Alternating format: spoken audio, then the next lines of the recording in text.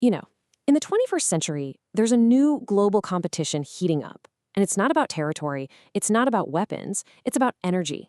The race to build and roll out the next generation of clean, reliable power is officially on.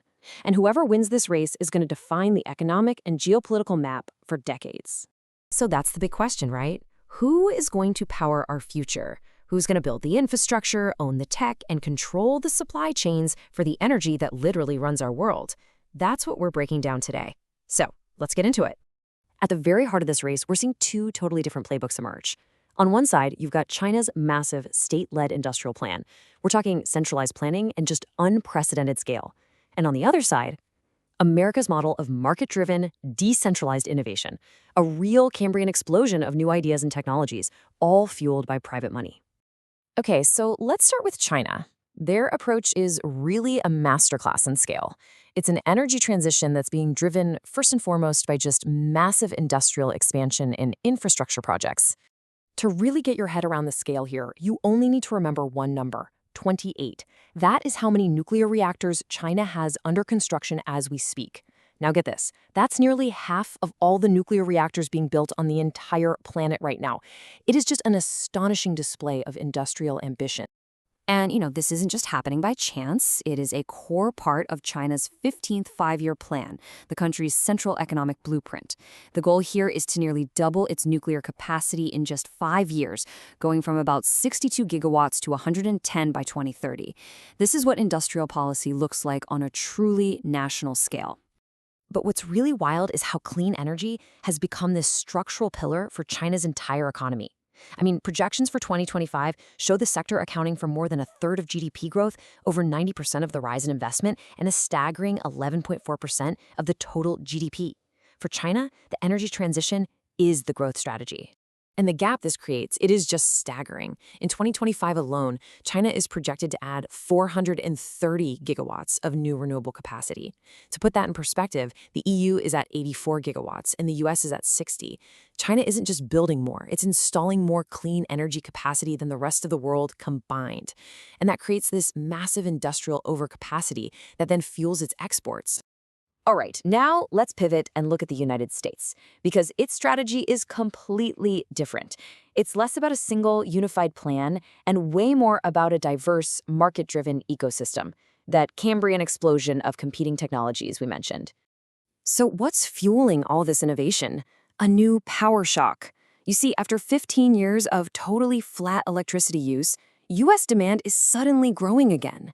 And what's driving it? The absolutely insatiable energy needs of AI and data centers. This has created a sudden, urgent commercial demand for new, clean, and totally reliable power sources. And you can see this happening in real time.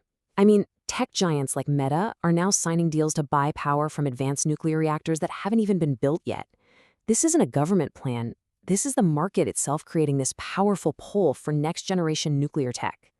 And this commercial demand is being met by an incredible diversity of innovators. We're seeing dozens and dozens of startups pursuing a whole range of technologies. On one hand, you have advanced fission reactors from companies like TerraPower and Oklo, and on the other, you've got a whole crew of companies tackling the holy grail of clean energy, nuclear fusion. We're talking Helion, Zap Energy, and more. And believe me, the money is following the innovation. American startups have captured more than 3/4 of the over $10 billion in private funding that's been raised globally for fusion energy. This is the market-driven model in action, private capital placing huge bets on a technological breakthrough. So we have these two competing models, China's scale versus America's innovation. But where does that leave Europe? Well, it's kind of caught in a strategic dilemma, trying to carve out its own path while navigating the competition between these two giants. This slide really reveals Europe's critical vulnerability in this race. Over 90%, you heard that right, 90% of the solar panels installed in the European Union are imported directly from China. This massive dependency is a real threat to Europe's long-term industrial sovereignty and its ability to compete. So what's Europe's response? It's something called the Proposed Industry Accelerator Act. The strategy is to leverage its single greatest asset, the world's largest single market, by basically saying, hey, if you want access to our market, you need to create value here. The EU hopes to rebuild its own domestic manufacturing in key areas like batteries and solar. But here's the thing.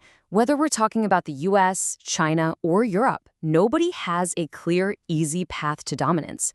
Every single contender is facing major hurdles, especially when it comes to the incredibly complex global supply chain for nuclear energy. You know, the nuclear fuel cycle is a really complex, multi-stage industrial process.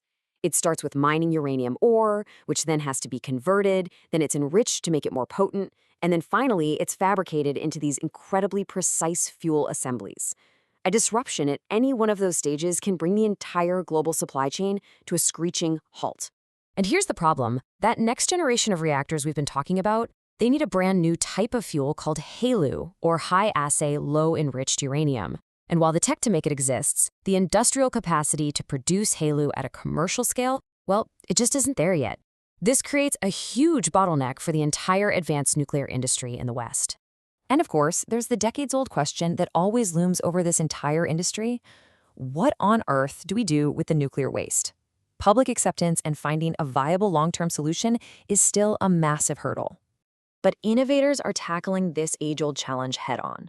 A company called Deep Isolation is validating a technology called deep borehole disposal, and their analysis shows it could be compatible with waste from recycled advanced reactor fuel and could potentially achieve safety levels that are way beyond our current standards.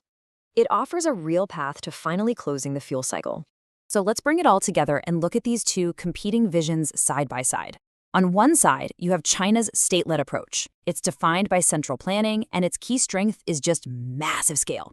It's driven by a national industrial strategy focused on deploying existing tech. On the other side, you've got America's market-driven model, defined by decentralized innovation. Its strength is speed and diversity, focused on developing next-gen fission and fusion, and it's all being pulled forward by that surging commercial demand from AI. And this brings us right back to our final question. The planner versus the innovator, the top-down, state-directed plan versus the bottom-up, market-driven explosion of ideas. Both have incredible strengths, and both have critical weaknesses.